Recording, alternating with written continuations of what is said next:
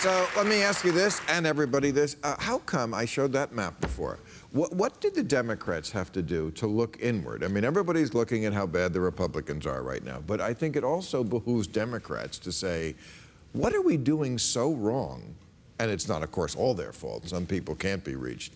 But what are we doing so wrong that when we run a candidate, when the Republicans run a candidate who, if you made him in a lab, you could not have come up with a worse candidate.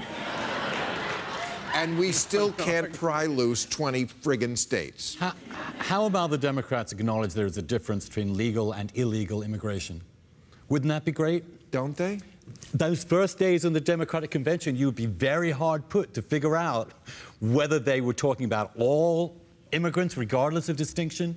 Look, the desire for a border wall, however ridiculous Trump is, the desire to have a real, firm border, to have legal control over your immigration, is an absolutely important, essential part of being a country. And insofar as the Democrats have shown themselves to be utterly indifferent to that, in their rhetoric and in the way that they're trying to get votes from Latinos, I think is very unfortunate. That's why a lot of people are really mad at them. They're also mad. What do you think the Democrats are doing? No, I'll tell you what. Look, I think...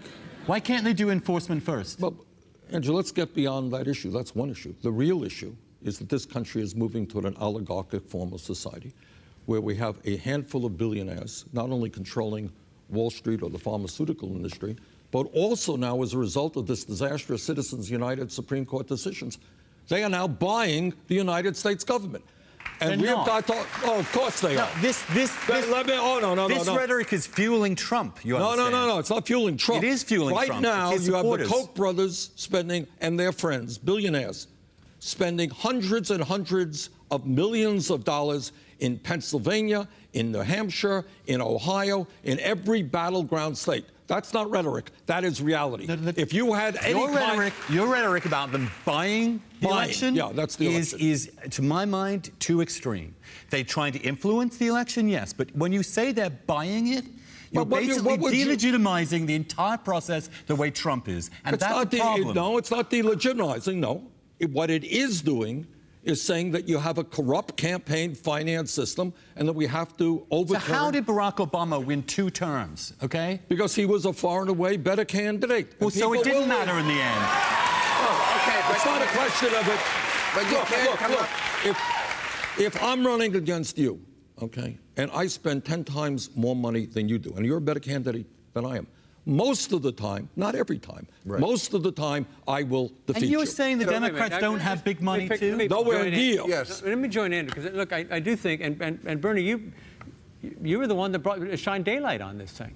The Democrats had gotten out of touch with working people on trade, on technology, on immigration. We kept saying all these things are going to be good for you. And we surrounded ourselves with big money people who were making contributions, and we listened to the elite think tanks in Washington, D.C. talking all the time, and we lost them. We lost a significant fraction of the American people. I agree that the money in politics is a huge problem, and I agree with so much of what you say, Senator Sanders, but I'm not sure that if we changed campaign finance rules, that it would convince the people who are shouting "hang her" in the streets at Trump rallies to vote Democratic and vote for Hillary Clinton or for Barack Obama. Yes, there's definitely an unreachable, I don't know what the percentage is, but certainly it shouldn't be as much as it is. I mean, Democrats lost elections where they only won 1 state in my lifetime. Yes. McGovern, I think, only won 1 state. I think in '84, the Democrats only won 1 or 2 states. Dukakis. So obviously the country can do that. The country can go, oh, this candidate, and by the way, McGovern and Mondale weren't crazy people.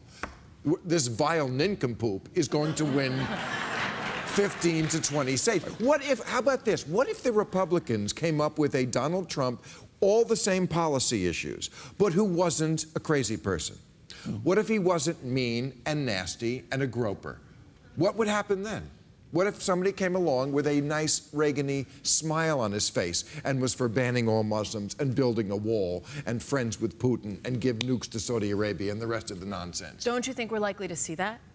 We in could 4 be, years, and we should be in 8 afraid. years. Donald Trump, again, this is part of what's happening when Barack Obama and Hillary Clinton start to attach him to his party. He's not an outlier, and a better version of him is going to come along and channel the same kinds of anger. That's what I worry. Yeah. No, but back to your other question.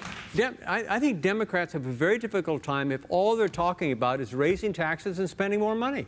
I just think that may get around a boost in this audience, but it's not going to win you those states that you put up on the board a little bit. It's not gonna, Bob, when you talk about raising taxes, the question is on whom are we raising the taxes? I don't disagree with that. I do think we should be raising taxes on billionaires and dealing with income and wealth inequality and be proud of that. If it works, Bernie, I don't disagree with you. I don't disagree with your tax policy. I think it needs to be progressive.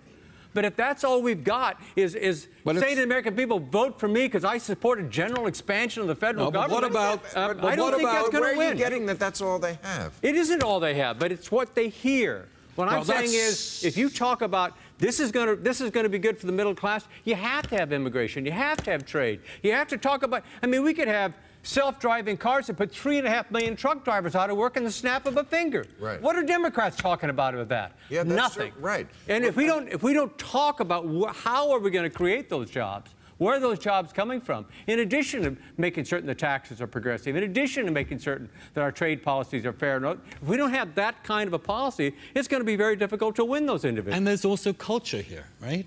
We're talking about people who feel as if these elites are not talking about them as if they're their fellow citizens. There's this great cultural gulf emerging. And part of that is also, Bill, not to pick a fight with you, but when people ridicule people's religious faith routinely, when they don't actually respect the fact that people may be different than others, may have a different view of the universe and want to live their lives in a certain way, they feel pushed to the margins in a way they can't listen to these messages. But there's no way that's what we have to do. But Andrew, I've had this discussion with you before. There is no way to talk about religion frankly and honestly without ridiculing it because it's so fucking stupid. Well...